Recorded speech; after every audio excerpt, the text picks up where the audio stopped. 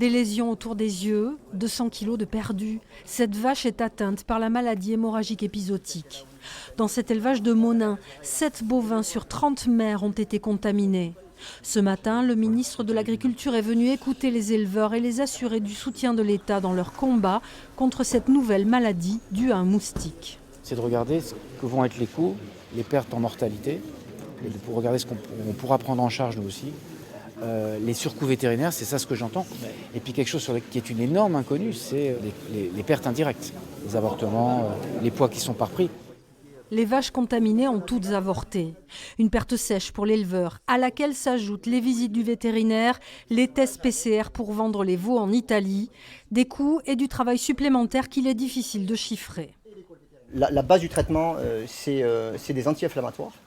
Ensuite, au choix, on peut mettre une couverture antibiotique, parce qu'on craint la comorbidité. Ça, c'est les soins simples que l'on fait nous ou que l'on conseille à l'éleveur.